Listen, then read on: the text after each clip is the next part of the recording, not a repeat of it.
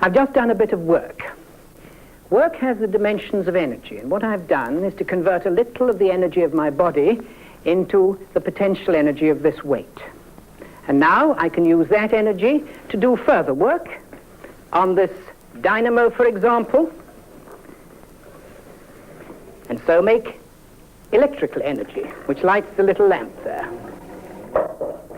The energy which I started with in the sequence of energy changes was the energy of my food. And so now I will replace that food by eating about a 50th of a lump of sugar, which is about equivalent to the energy that I've used. In this process, my body is an engine. What it's doing is converting the chemical energy of the sugar into work. And until about 200 years ago, it was just about the only sort of engine which we had available. Now, of course, we have many other kinds, such as this internal combustion engine, for example.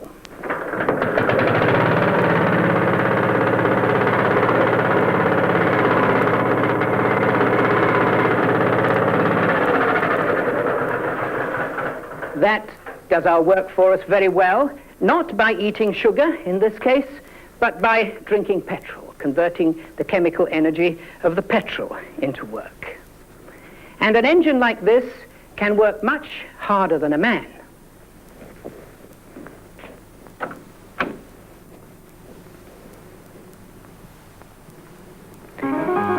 In the technologically advanced countries today, each of us has the equivalent of a labor force of 50 men to run his home and 1,000 men to drive him over the ground. Our engines will do wonderful things for us. Almost anything is possible as long as it's within the law, within the laws of thermodynamics.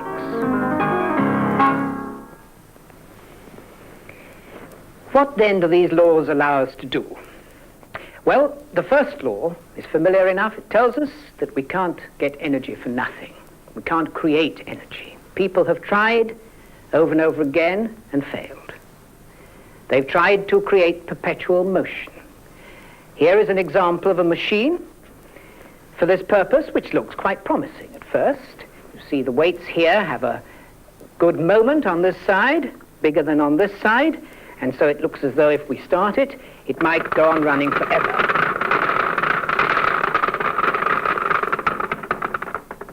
But it doesn't work. They never do. If they did, we should be able to couple a rope to this pulley and raise a weight and do work. We should be getting work for nothing, and the first law doesn't allow this. But this isn't all. If this were all, we should still be in a very good position, because heat is a form of energy, and we could convert heat into work. And heat is all around us. The sea, for example, is vast and contains heat.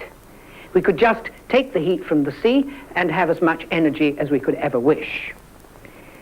We could run a large liner by taking the heat from the seawater, cooling it down and throwing the ice blocks over the stern. Can we in fact do this? Can we take heat from cold water and convert it into useful work? Well, let's try. Here is some cold water, ice cold in fact, and here is a little beam engine. And what I want to try to do is to take some heat out of the cold water and make it run the engine. Now, to do this, I have a boiler here, which I will connect to the engine. And now I'll put the boiler on the ice, like this, and it runs the engine very nicely indeed. I'm doing just what I wanted to do. I'm taking heat out of the ice and making it run the engine for me. Fine. But there is a snag. To make the heat pass spontaneously from the cold water, I had to have something even colder in the boiler. Heat can only pass from a cold body to an even colder body. And what I had in the boiler was very cold indeed. It was, in fact, liquid air. Having liquid air, this process was possible. But to make the liquid air, I had to pump heat out of air to cool it down, and I had to do work to make that possible. And if I do all my sums, I find that I did more work in that process than I'm getting out of it now. So I have achieved nothing, really, in this process. It's very easy indeed to convert work completely into heat. It's impossible to convert heat completely into work. Just what is possible in this respect is something which we must think about rather carefully. Suppose that in this box some spontaneous change occurs. It can be any kind of change. It might be a mechanical change, like the running down of the spring in that clockwork motor.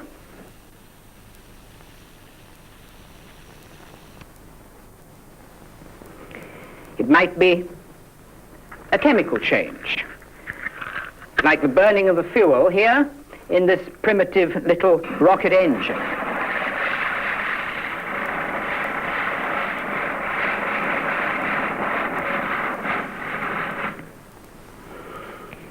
It might be an electrochemical change, such as the running down of the chemical battery to produce electricity and run an electric motor.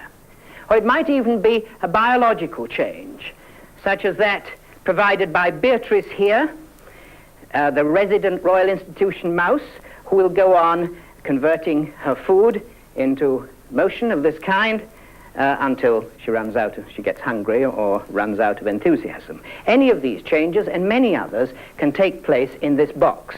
We're not going to ask about the details of the change. In fact, I'll just call it the box, a good non-committal title so that we needn't concern ourselves about the details. Now, I want to couple this box to a weight and make the change do work.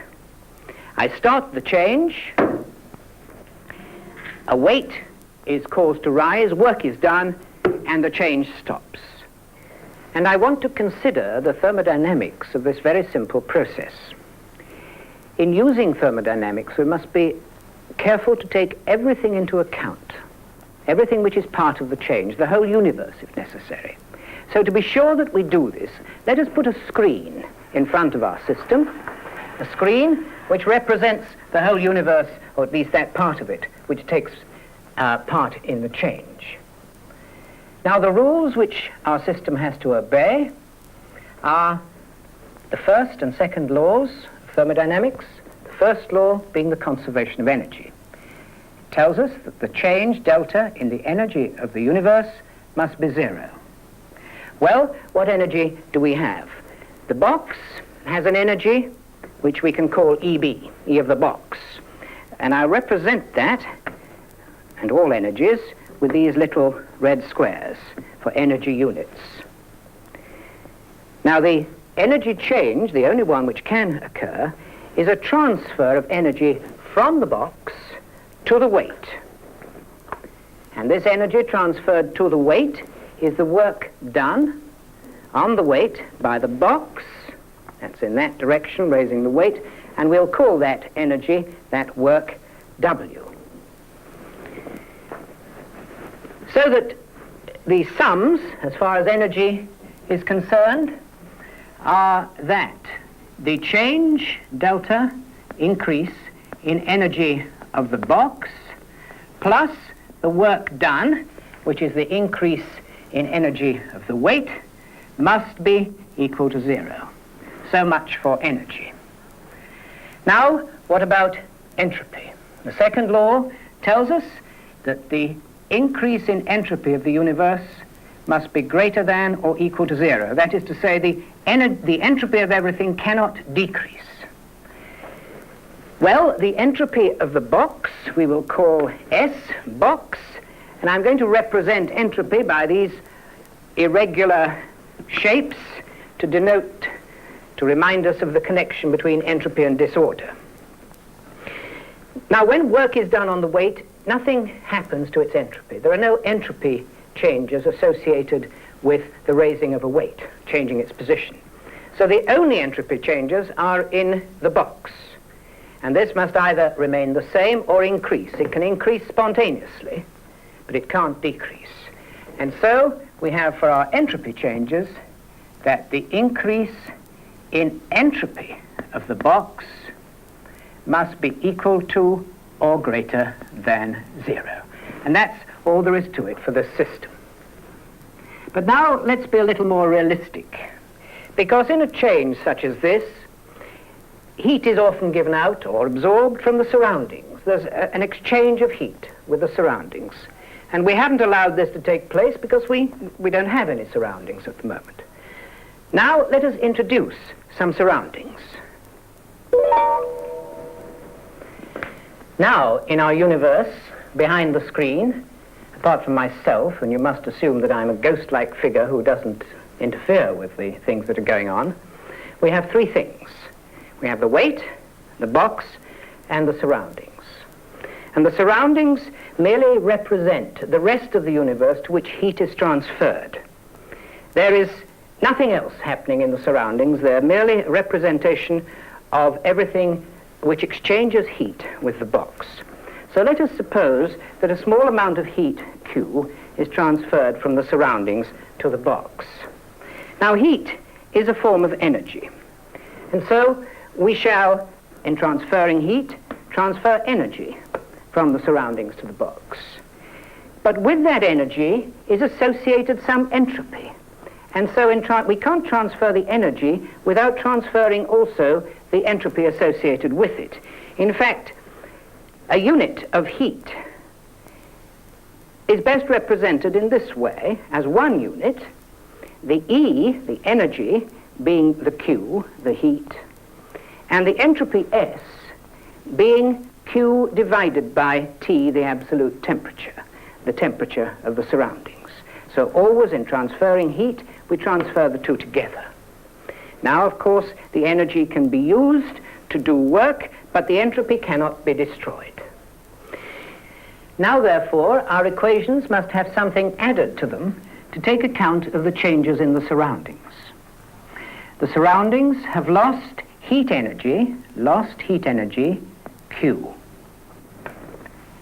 And they have lost entropy, Q over T. These are now the complete equations for this complete system. They're always true. But one must admit that they have a bit of a snag in this inequality sign. It's always much nicer to have something equals something else than something is bigger or smaller than something else. Well, fortunately, there is one special case in which this inequality disappears and this is equal to this. And it's an important case and worth considering because it's the case where we get the maximum work, maximum efficiency out of the change. And this is the case where the change is what is called reversible. Let me explain what I mean by a reversible change. This is a model lift. The energy of the lift is stored in this spring, and I want to make this do work by raising the weights. Now, at the moment, the whole thing is in balance and no work is being done. To make it do work, I have to remove some of the weights, and I can do this in a number of ways. Let me first of all remove all the weights, all 4 of them, and now release the lift, and it goes crashing up to the top. No useful work is done, except for raising the lift itself, which is not much use to us. Now, I can clearly do better than that. I could instead remove the weights 2 at a time. I could remove 2 here.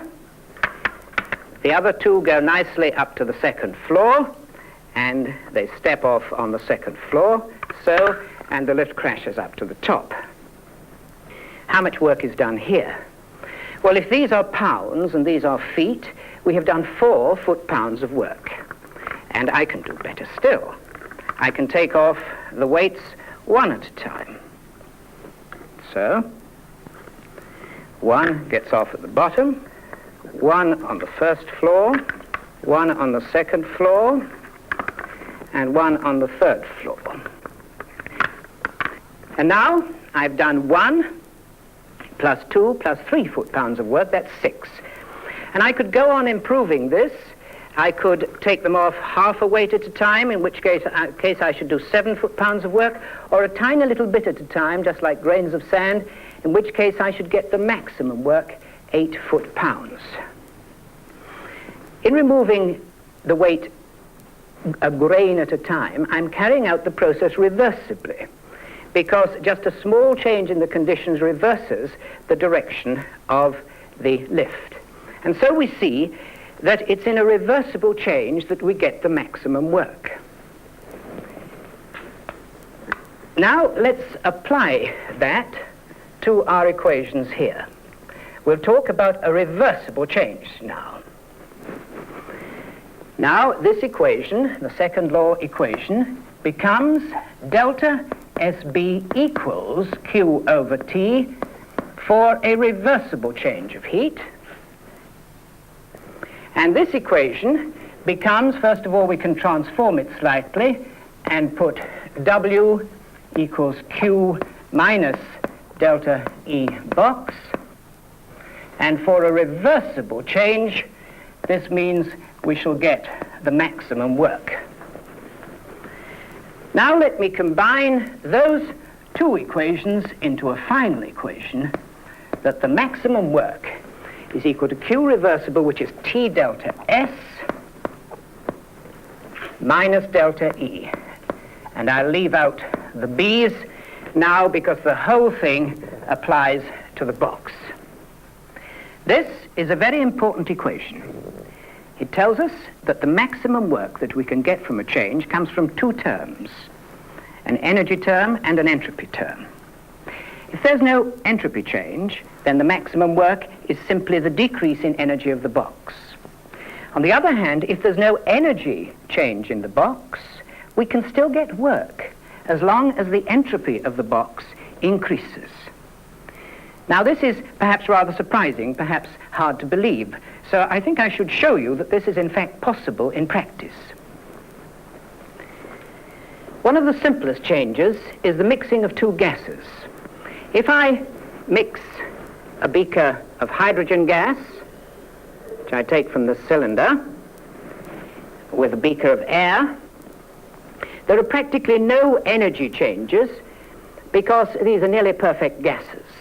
But there is an entropy change, the entropy of mixing, and therefore, in principle, it should be possible to make this do work for us.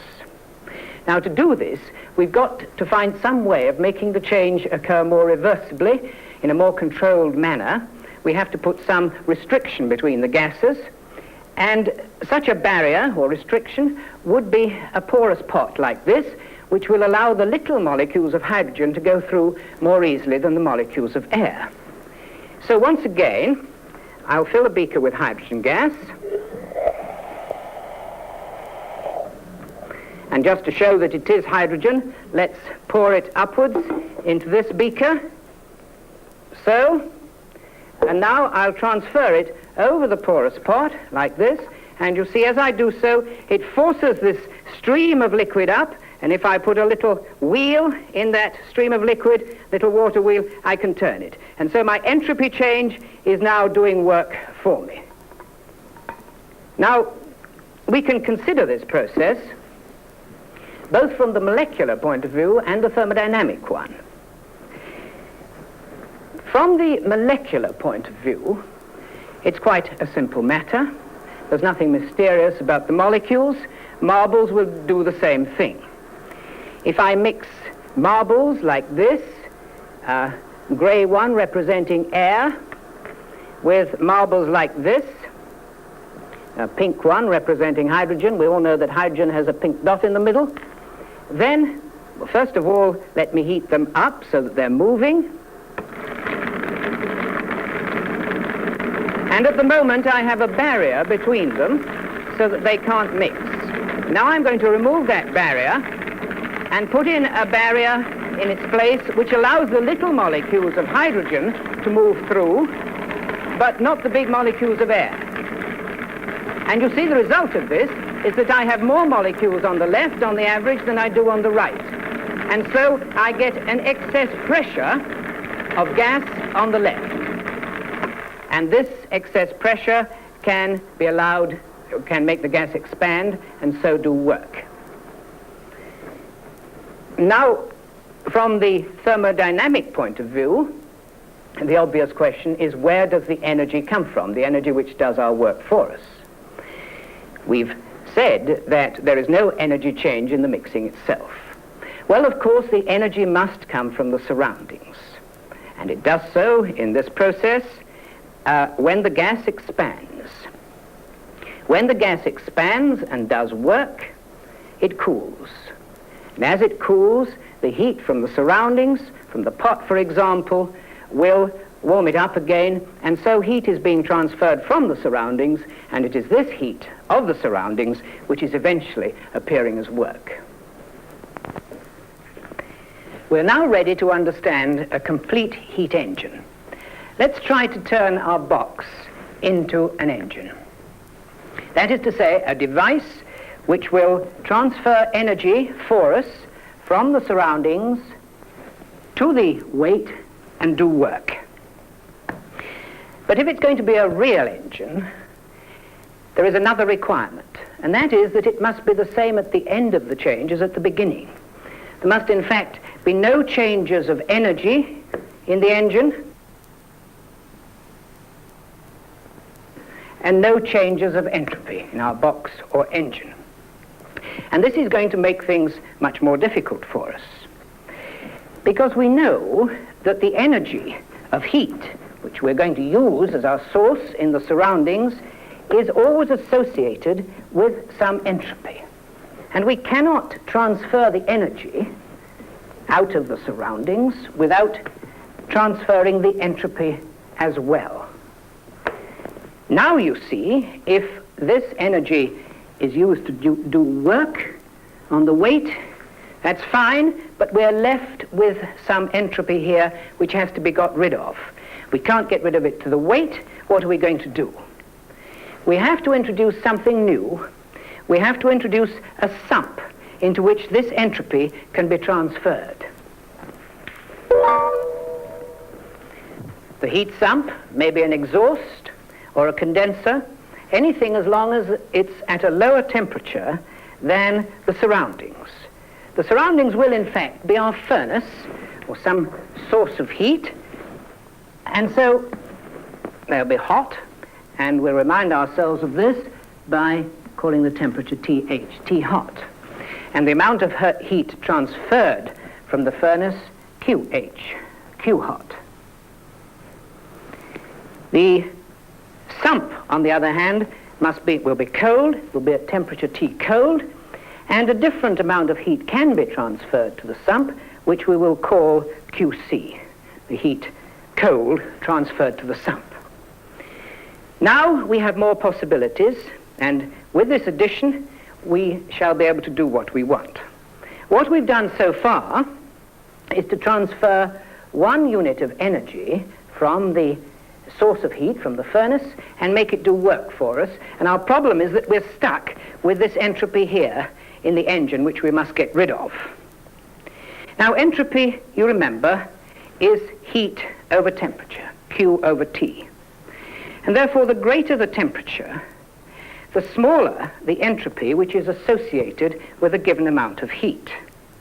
This means that we can transfer more entropy to the cold body for a given amount of heat than we started with in the hot body. We can transfer, for example, twice as much entropy if the temperature is half in the cold body what it is in the hot body. In other words, we can now get rid of this extra bit of entropy in this way. Now we have done just what we wanted. We've transferred a unit of energy from the furnace, done work, and we've left the engine as it was when we started, ready to be used over again in the next cycle. Well, perhaps not just what we wanted, because, of course, we have had to throw away 1/2 of our energy. We took 2 units from the furnace, half went there, half went here. And this is always the case. Although we can work the system in this way, we can't work it with 100% efficiency. Some of our heat must be thrown away to a lower temperature. We can work out just what the maximum efficiency is in such a process. The maximum efficiency will be defined as the maximum work we can get out divided by the heat we put in, QH. And this, it can be shown quite easily from the equations which we have already, will be equal to the difference in temperatures between which we work, T hot minus T cold, divided by T hot, the temperature of the furnace. In the particular example we had here, this worked out at 50%. In a typical steam engine, it might be only 25%. There's another interesting aspect of this, and that is that we can work the whole thing backwards. Instead of using the transfer of heat to do work for us, we can use work to transfer heat for us. This is most familiar in a particular form of heat pump called the refrigerator. In this refrigerator, the work is done by an electric motor which pumps heat from the cold inside of the refrigerator, removing heat from there and transferring it to the surroundings and in particular to this grid at the back. Now, a heat pump is the opposite of a heat engine, and therefore our equation for the efficiency must be inverted. We're now interested in the heat transfer divided by the work we have to do, which will be the temperature over the difference in temperature. This can, of course, be greater than 1. In fact, in a refrigerator like this, it might be 10 or 1,000% efficiency. If we want to heat a room by electricity, it's therefore in principle far more efficient to use a heat pump than to convert our electricity directly into heat. Most heat engines get their energy by burning a fuel, but a heat engine isn't the only way of converting the chemical energy of a reaction into work. We can, for example, use an electrochemical process and convert the chemical energy into electrical energy and hence into work. We do this in a battery and in a fuel cell. Beatrice manages to do it as well. She converts the energy of her food into work, and she does so very efficiently. And she does so without working her body at a temperature of 2,000 degrees centigrade. The bodies of mice and men are very skilled in the science of applied thermodynamics.